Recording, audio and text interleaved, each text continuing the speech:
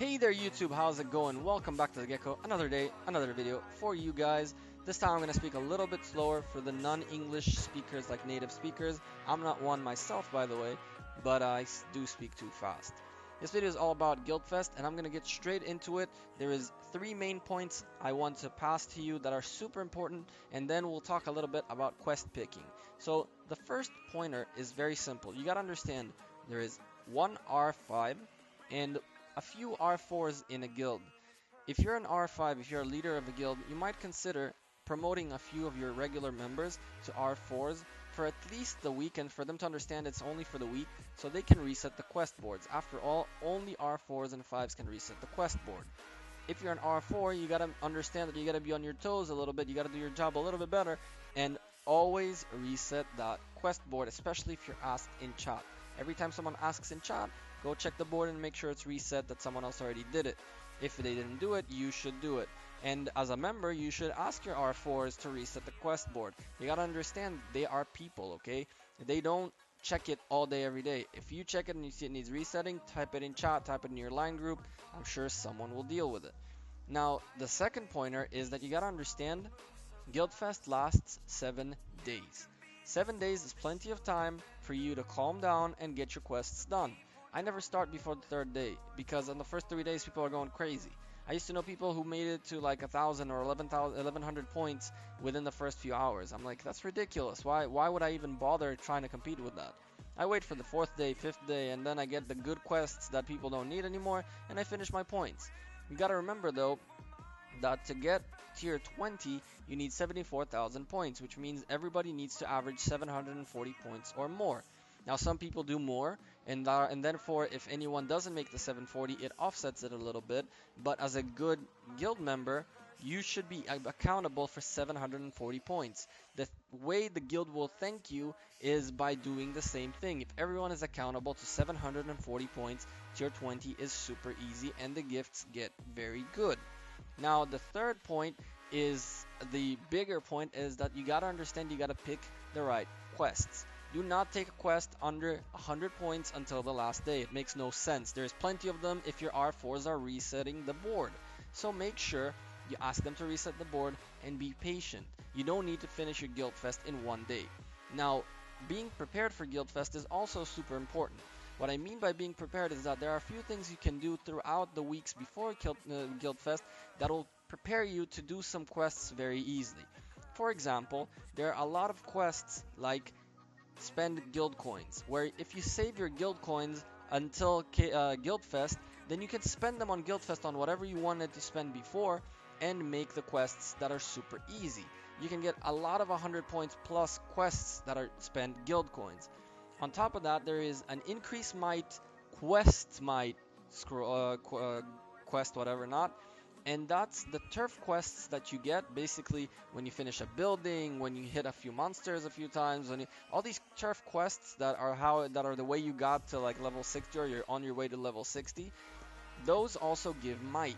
Now, if you reach level 60, you don't need to make those anymore. Like, you don't need to open those anymore. Yes, they do give a little bit of hearts and maybe they give some resources, but it's not worth opening them. What you should do is you should be hoarding them. You should be keeping them and only opening them when you catch a increased might quest that is a whatchamacallit, it's might quest might or might quest, something like that, and it's 106 points that are super easy. Last KVK I did 4 of those, okay? And it was the easiest 424 points I had. And I also got a ton of stuff out of it because I got the hearts that were waiting for me and things like that. There is also healing troops, which is mega easy. You get a ton of resources, or I guess for those who are in a higher level, it's super easy. You take 25,000 sieges, you put them in a camp, and you ask someone in your guild, you leave your guild, you ask someone in your guild to hit it. They go to your infirmary, you heal them over and over, boom, points. There are many other quests that are 100 point quests that are easy for free to play players, like gathering resources, supplying resources. You have a bank in your guild, you might as well supply resources during Guildfest and make the points. Open cargo ship containing container things, whatever not. And by the way, if you buy the like captain's pick, whatever not, that counts for that as well, which is pretty cool. There are super easy ones that are like you need to open 16 cargoes in 3 days and you get like 112 points. I think it's something like that, and that's super easy. You open the 4 of them twice every 6 hours, every 3 hours, every 6 hours it is, I think, and you're done deal. In the morning, in the evening, 2 days, done. There's Coliseum battles, which you can get with easy 500 gems, 25 hits. You pretty much just take the hit early. You keep your hits. You take the quest. You hit 5. You pay the 250. You hit another 5. The next day you do the same, and the day after that, because you have 2 days exactly. If you started your quest after the reset, but you didn't use your first day's reset, you'll have a couple of hours between the third day reset and the end of the 48 hours, and that's how you can scheme it with 500 gems. Dark Nest hits are super simple. You go find a level 1 Dark Nest with a friend, you find 4 of those, you hit them, you destroy them because it's super easy, and you are done. It's very, very simple. There are also pay-to-play quests that are very easy. The Holy Star quests are high points, very easy. If you have Holy Stars, you might as well keep them and find a good timing to take the quest and try your luck. Purchase bundles is a very easy one too, because if you scroll down all the way, if you're not really going to buy bundles, you don't want to spend too much money, you can buy the $2 white box bundle, and that counts as well. There's a quest that's 119 points for 2 bundles, so you spend $4 and get 119 points. Super, super easy. Spend gems. This is a free-to-play and pay-to-play and pay-to-play quest, because free-to-play players also use gems at some point, so you might as well spend them during KVK when you have the quest. Or if you're a pay-to-play player and you have a ton of them, you just take the quest and buy something, train troops or something like that, which also, by the way, is a quest. On the screen, you've been seeing all this time the quests that I've caught last KVK, that are last Guildfest. Sorry, KVK is going on right now and I keep confusing them. It doesn't matter how many times I've recorded this, I've said KVK at least once. Anyway, on the screen you are seeing a bunch of 100-point quests that I've caught along the way last Guildfest. I suggest you guys take a breath, you guys do your best, you guys stay patient, and make sure to pick only quests that are 100 points or more.